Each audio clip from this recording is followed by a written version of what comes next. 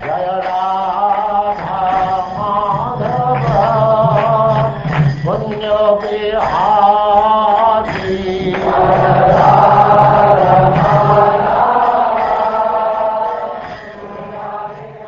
And now chapter 85.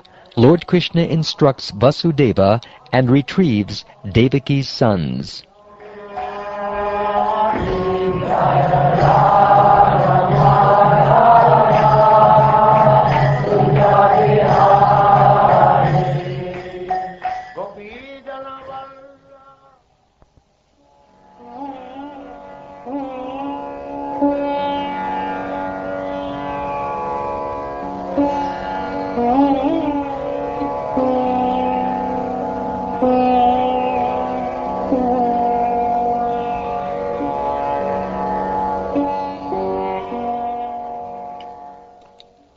Sri Badarayani said, "One day the two sons of Vasudeva, Sankarshan and Achyuta, came to pay him respects, bowing down at his feet. Vasudeva greeted them with great affection and spoke to them. Having heard the great sage's words concerning the power of his two sons, and having seen their valorous deeds, Vasudeva became convinced of their divinity. Thus addressing them by name, he spoke to them as follows. He said, O Krishna, Krishna, best of yogis, O eternal Sankarshan, I know that you too are personally the source of universal creation and the ingredients of creation as well. You are the Supreme Personality of Godhead, who manifests as the Lord of both nature and the Creator of nature, or Mahavishnu. Everything that comes into existence, however, and whenever it does so, is created within you, by you, from you, for you, and in relation to you.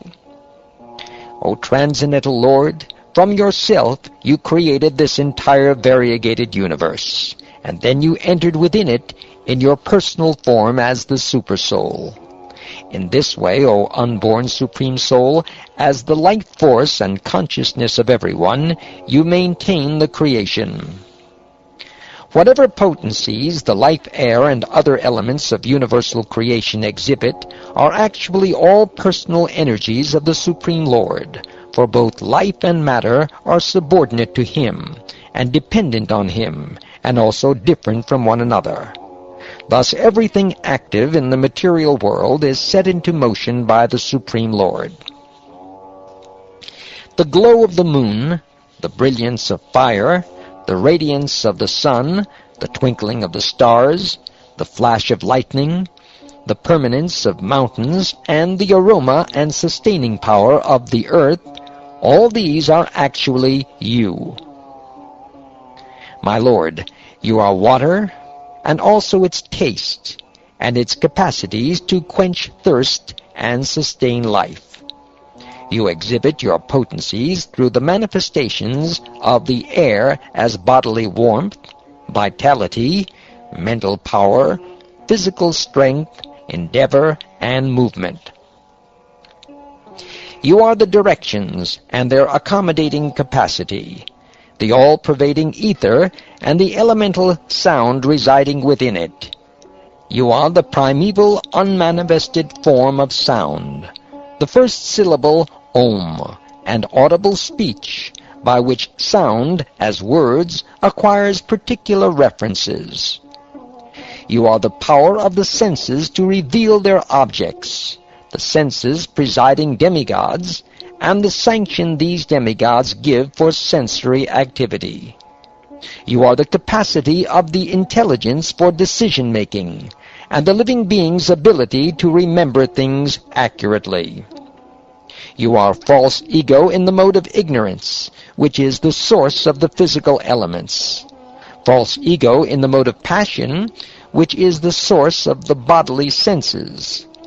False ego in the mode of goodness, which is the source of the demigods, and the unmanifest total material energy which underlies everything.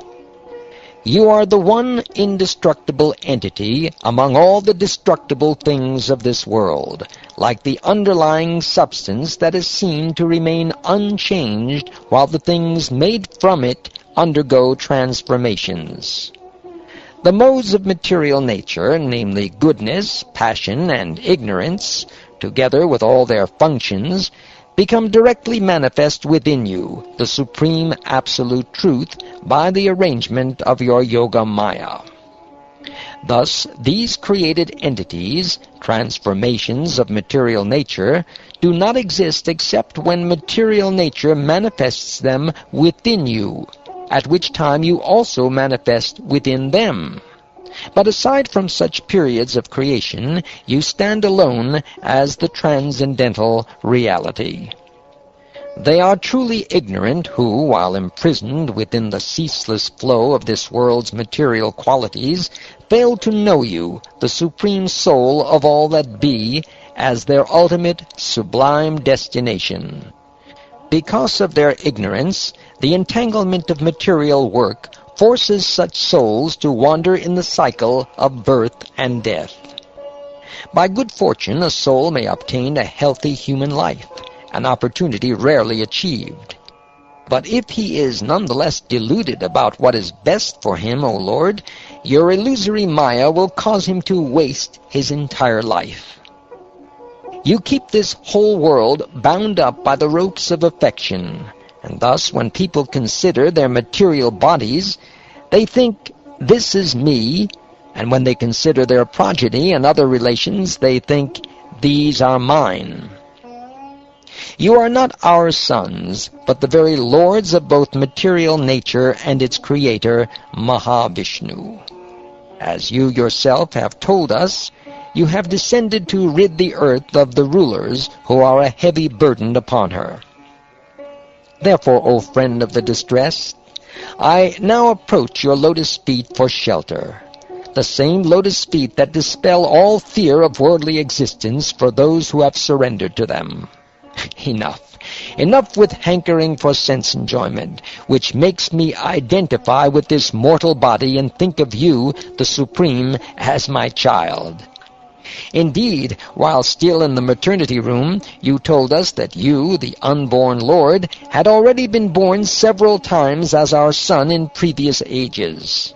After manifesting each of these transcendental bodies to protect your own principles of religion, you then made them unmanifest, thus appearing and disappearing like a cloud. O supremely glorified, all-pervading Lord, who can understand the mystic deluding potency of your opulent expansions?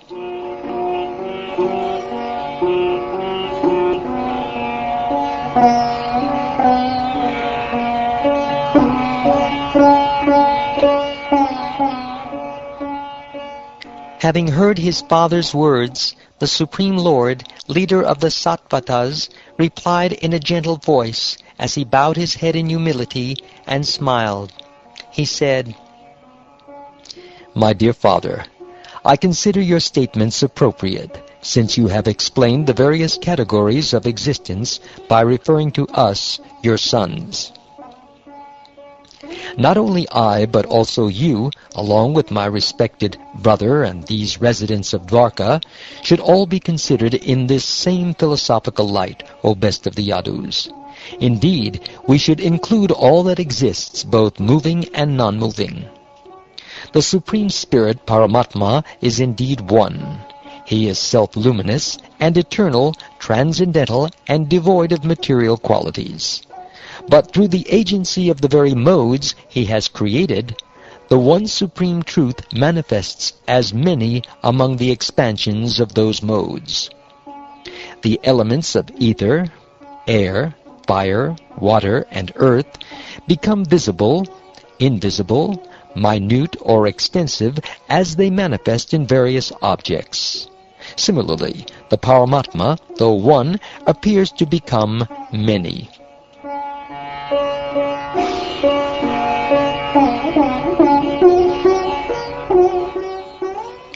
O King, hearing these instructions spoken to him by the Supreme Lord, Vasudeva became freed from all ideas of duality. Satisfied at heart, he remained silent. At that time, O best of the Kurus, the universally worshipped Devaki took the opportunity to address her two sons, Krishna and Balaram. Previously, she had heard with astonishment that they had brought their spiritual master's son back from death. Now, thinking of her own sons who had been murdered by Kamsa, she felt great sorrow, and thus with tear-filled eyes she beseeched Krishna and Balaram.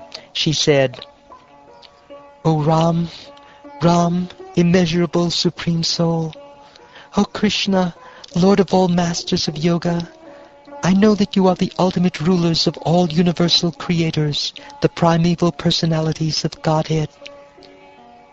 Taking birth from me, you have now descended to this world in order to kill those kings whose good qualities have been destroyed by the present age, and who thus defy the authority of revealed scriptures and burden the earth. O soul of all that be, the creation, maintenance, and destruction of the universe are all carried out by a fraction of an expansion of an expansion of your expansion. Today I have come to take shelter of you, the Supreme Lord.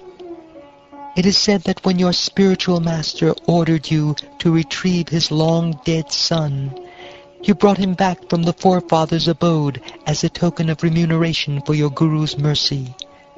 Please fulfill my desire in the same way, O Supreme Masters of all Yoga Masters. Please bring back my sons who were killed by the king of Bhoja, so that I may see them once again.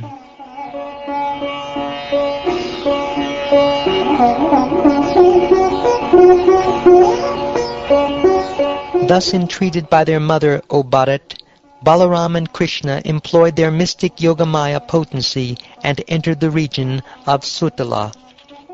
When the king of the Daityas, Bali Maharaj, noticed the arrival of the two lords, his heart overflowed with joy, since he knew them to be the supreme soul and worshipable deity of the entire universe, and especially of himself.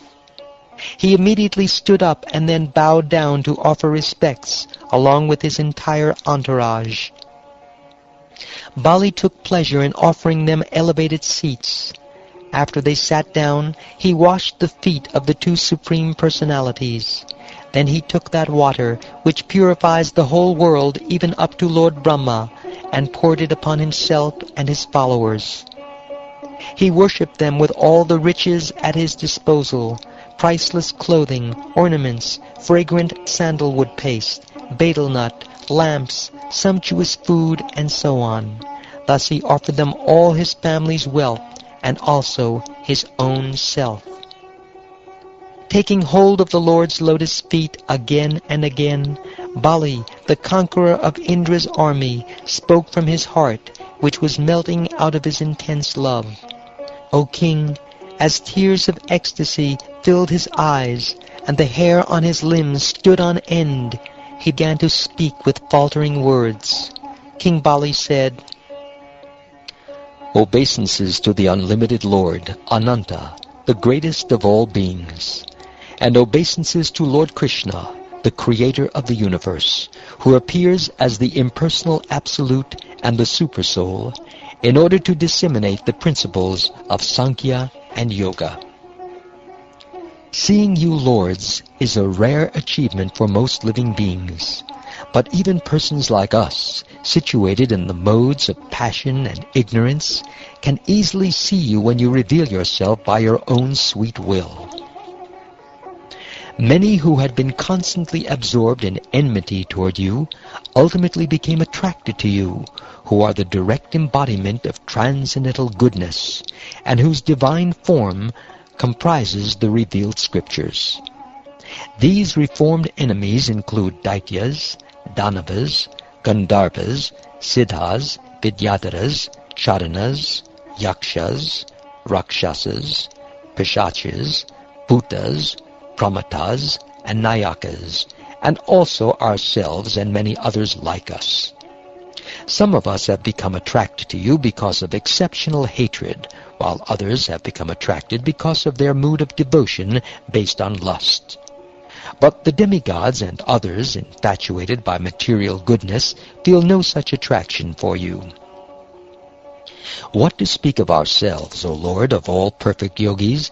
Even the greatest mystics do not know what your spiritual power of delusion is, or how it acts. Please be merciful to me, so I may get out of the blind well of family life, my false home, and find the true shelter of your lotus feet, which selfless sages always seek. Then, either alone or in the company of great saints, who are the friends of everyone, I may wander freely, finding life's necessities at the feet of the universally charitable trees. O Lord of all subordinate creatures, please tell us what to do, and thus free us of all sin. One who faithfully executes your command, O Master, is no longer obliged to follow the ordinary Vedic rites. O Bali Maharaj, during the age of the first Manu, the sage Marichi had 6 sons by his wife Urna. They were all exalted demigods, but once they laughed at Lord Brahma when they saw him preparing to have sex with his own daughter. Because of that improper act, they immediately entered a demoniac form of life, and thus they took birth as sons of Hiranyakashipu. The goddess Yogamaya then took them away from Hiranyakashipu, and they were born again from Devaki's womb. After this, O king, Kamsa murdered them. Devaki still laments for them, thinking of them as her own sons. These same sons of Marichi are now living here with you. We wish to take them from this place to dispel their mother's sorrow. Then, released from their curse and free from all suffering, they will return to their home in heaven. By my grace, these 6, Smara, Udgita, Parishbanga, Patanga, Shudrabrit, and Gurni, will return to the abode of pure saints.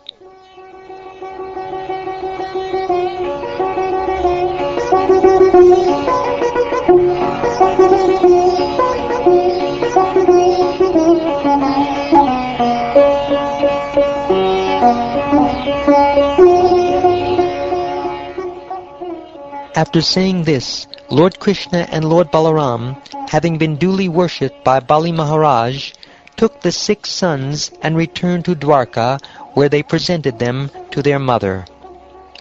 When she saw her lost children, Goddess Devaki felt such affection for them that milk flowed from her breasts.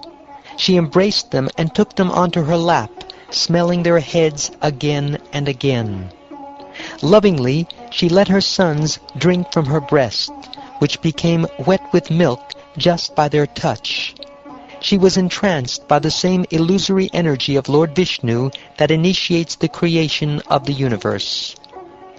By drinking her nectarian milk, the remnants of what Krishna himself had previously drunk, the 6 sons touched the transcendental body of the Lord, Narayan, and this contact awakened them to their original identities.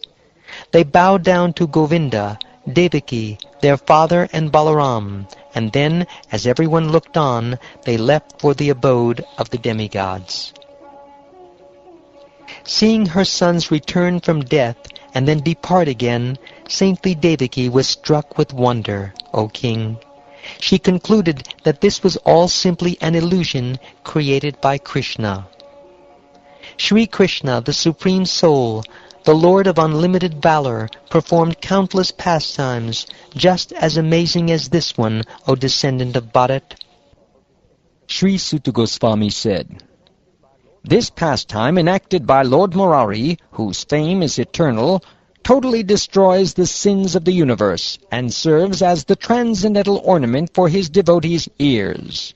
Anyone who carefully hears or narrates this pastime, as recounted by the venerable son of Vyas, will be able to fix his mind in meditation on the Supreme Lord and attain to the all-auspicious kingdom of God."